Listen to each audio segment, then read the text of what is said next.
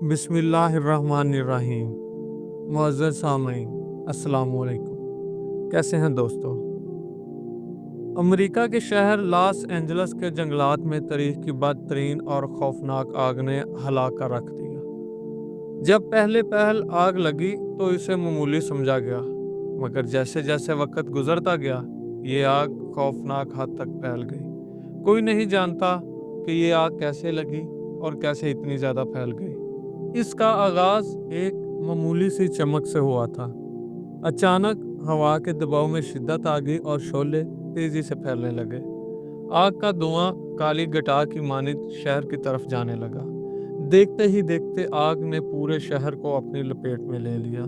इस जंगलाती आग ने हजारों एकड़ में मौजूद घरों को जलाकर राख कर दिया। जैसे जैसे आग की शिद्दत बढ़ती गई ऐसे लगने लगा ये कोई महज एक कुदरती आफत नहीं है, बल्कि कोई अजाब है। एक लम्हे में आग जंगलों से होती हुई शहर में पहुंच गई और तमाम लोगों के घर, गाड़ियां, सब कुछ जलकर राख कर दिया।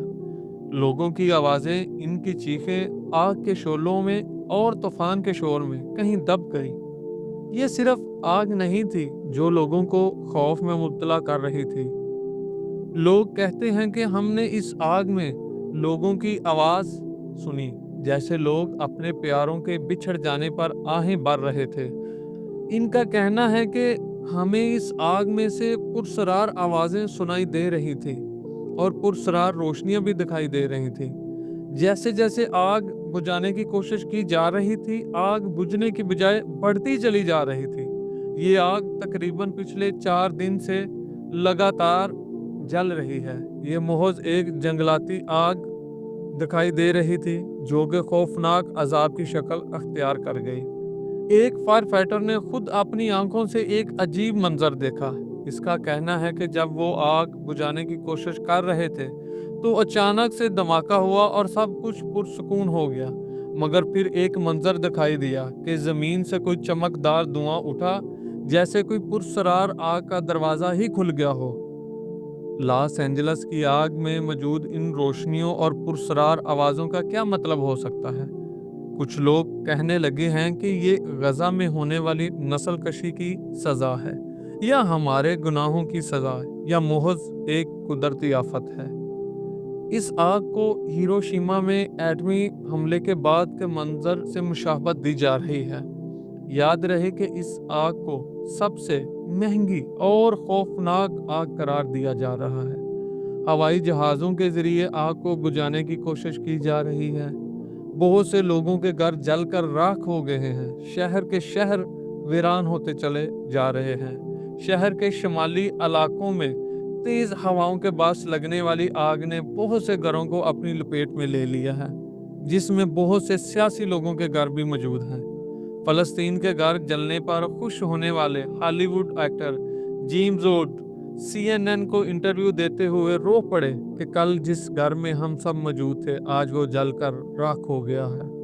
मगर इसे सार्फिन से कोई हमदर्दी नहीं मिली, बल्कि लोगों ने इसे वो वक़्त याद दिलाया जब फ़लस्तीन में होने वाली नस्ल कशी को सपोर्ट कर रहा था वो। आज जब इसका घर जल गया तो वो अमली तौर पर गजा में लगने वाली नस्ल कशी की आग को समझ सकेगा। जब वो इसराइल की हमायत कर रहा था और फ़लस्तीनियों को कत्ल करने का मुतालबा कर रहा था। कोई नाइंसाफ़ी करता है या नाइंसाफ़ी का साथ देता है तो खुदा इसे जल्द या बदेर सज़ा ज़रूर देता है। ये खुदाई इंसाफ है जिसे सिर्फ वही समझ सकता है जिसका दिल ईमान से लबरेज हो। दुनिया में आग और इससे मुतल्लिका आफात को अल्लाह की तरफ से एक तनबीह या आजमाइश के तौर पर देखा जा सकता है। जब कुदरती आफात जैसे जंगलात की आग या घरों में आग लगती है तो ये इंसानों को अल्लाह के अजाब की शिद्दत और आखिरत के अजाब की हकीकत याद दिलाती है। इस्लामी तालीमात में अल्लाह के अजाब की मुख्तलिफ सूरतें बयान की गई हैं और आग इनमें से एक नुमाया शक्ल है। कुरान पाक और अहदीस में कई मकामात पर आग को अल्लाह के अजाब और नारे जहन्नम के तौर पर जिक्र किया गया है। یہ آگ انسانوں کو ان کے اعمال کے مطابق سزا دینے کے لیے ایک علامت کے طور پر استعمال ہوتی ہے۔ اللہ تعالیٰ نے کئی اقوام کو ان کے گناہوں اور نافرمانیوں کی وجہ سے عذاب میں مبتلا کیا۔ قوم عاد اور قوم سمود پر قدرتی آفات کے ذریعے عذاب آیا، جن میں آگ بھی شامل تھی۔ اور قرآن مجید میں ارشاد ہوتا ہے، ہم نے ہر ایک کو اس کے گناہوں کے سبب پکڑا، کسی پر ہم نے پتھروں کی بارش بھیجی تو کسی کو ایک سخت آواز نے پکڑا، کسی کو زمین میں دنسا دیا اور کسی کو پانی میں ڈبو دیا۔ آگ اللہ کے عذاب کی ایک شکل ہے جو ہمیں اپنے اعمال پر غور کرنے اور آخرت کی تیاری کرنے کی طرف متوجہ کرتی ہے۔ اللہ کے عذاب سے بچنے کے لیے ضروری ہے کہ ہم نیک اعمال کریں، گناہوں سے بچیں اور اللہ کی رحمت کے طلبگار رہیں۔ دنیاوی مشکلات کو آزمائش سمجھ کر اپنی اصلاح کی کوشش کریں تاکہ آخرت میں عذاب سے بچا جا سکے۔ اسلام ہمیں اللہ کے عذاب سے بچنے کے لیے تقوی کو اختیار کرنے اور نیک اعمال کی تلقین کرتا ہے۔ اسلام ہمیں ایسے اعمال کی ترغیب دیتا ہے جو ہمیں اللہ کے عذاب سے بچا سکیں۔ اس کی مختلف صورتیں ہیں، جیسا کہ توبہ اور استغفار کرنا، ہر وقت اللہ سے معافی مانگنے اور اپنے گناہوں پر نادم ہونا عذاب سے بچنے کا سب سے اہم ذریعہ ہے۔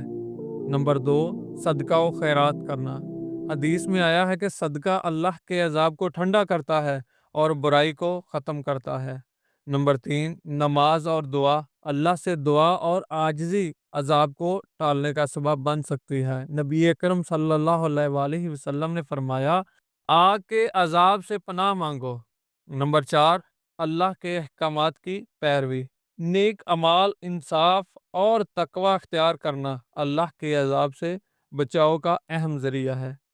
دنیا کی آگ بہت زیادہ شدید محسوس ہوتی ہے ہمیں، لیکن آخرت کی آگ اس سے کئی گنا زیادہ سخت ہوگی۔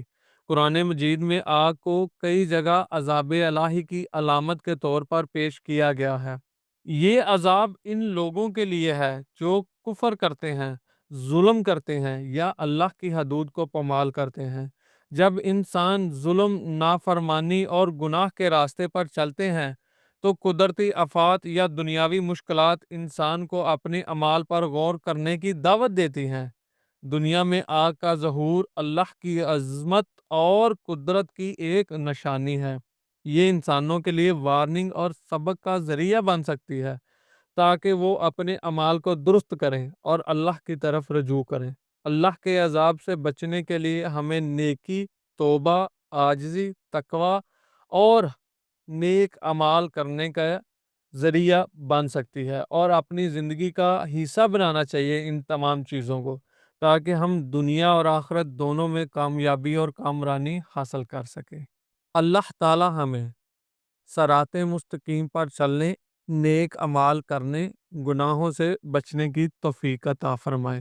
آمین ثم آمین۔